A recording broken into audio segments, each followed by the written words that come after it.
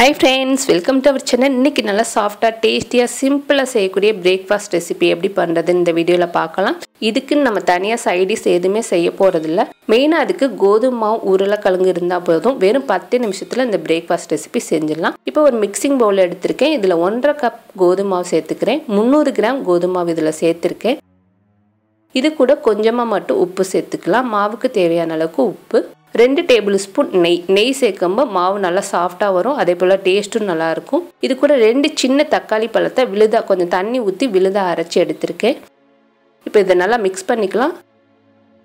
இதில் பத்தலைன்னா கொஞ்சமாக மட்டும் தண்ணி தெளித்து பிணைஞ்சிக்கிற போகிறோம். நார்மலாக சப்பாத்தி மாவு எப்படி சாஃப்டாக பிணைவீங்களோ அந்த மாதிரி பிணைஞ்சி எடுத்துக்கலாம். இப்போ நல்லா கையில் ஒட்டாத பதத்துக்கு இந்த மாதிரி பிணைஞ்சதுக்கப்புறமா இதை ஓரமாக எடுத்து வச்சுருங்க. அடுத்து நம்ம ஸ்டஃபிங்குக்கு ரெடி பண்ணிக்கலாம். இப்போ ஒரு மிக்சிங் பவுலில் 2 பெரிய சைஸ் உருளைக்கிழங்கு உப்பு போட்டு நல்லா வேக வச்சு மசிச்சுட்டு சேர்த்துருக்கேன். இது கூட 2 மீடியம் சைஸ் பெரிய வெங்காயம் பொடியாக கட் பண்ணிவிட்டு சேர்த்துக்கலாம். 1/4 டீஸ்பூன் அளவுக்கு ஜீரகத்தூள் சேர்த்துக்கிறேன்.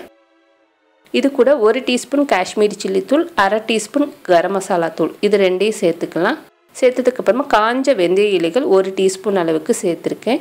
இது கூட கொஞ்சமாக உப்பு, ஏற்கனவே உருளைக்கிழங்குல உப்பு சேர்த்துருந்தோம், அதனால் கம்மியாக மட்டும் சேர்த்துருக்கேன். கொஞ்சமாக கொத்தமல்லி சேர்த்துட்டு இதை நல்லா மிக்ஸ் பண்ணிக்கலாம். இதுக்கு எந்த ஒரு சைடிஷுமே தேவையில்லை. இப்போ நம்மளோட ஸ்டஃபிங் ரெடி ஆயிடுச்சு.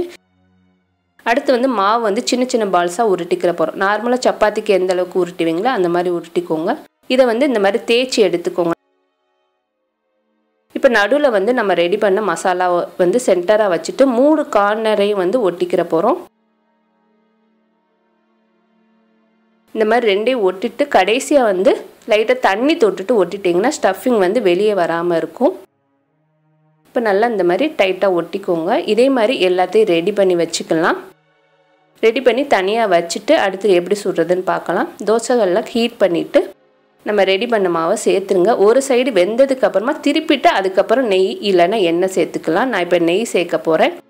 எப்போவுமே சப்பாத்திக்கு 2 சைடுமே வெந்ததுக்கு அப்புறம் தான் நெய் இல்லைன்னா எண்ணெய் சேர்க்கணும். அப்போ தான் சாஃப்டாக வரும். இப்போ இன்னொரு சைடும் திருப்பிட்டு நெய் சேர்த்துருக்கேன். இதே மாதிரி நம்ம எல்லாத்தையும் ரெடி பண்ணி எடுத்துக்கலாம். இப்போ டேஸ்டியாக சிம்பிளான பிரேக்ஃபாஸ்ட் ரெசிபி ரெடி ஆயிடுச்சு. நல்லா சாஃப்டாக இருக்கும். புளிப்பு காரம் எல்லாமே அதில் இருக்கனால இதுக்கு எந்த ஒரு சைடிஷுமே தேவையில்லை. கண்டிப்பாக ட்ரை பண்ணி பாருங்கள். இந்த வீடியோ உங்களுக்கு பிடிச்சிருந்தா மறக்காமல் நம்மளோட சேனலுக்கு சப்ஸ்கிரைப் பண்ணுங்கள். தேங்க்யூ.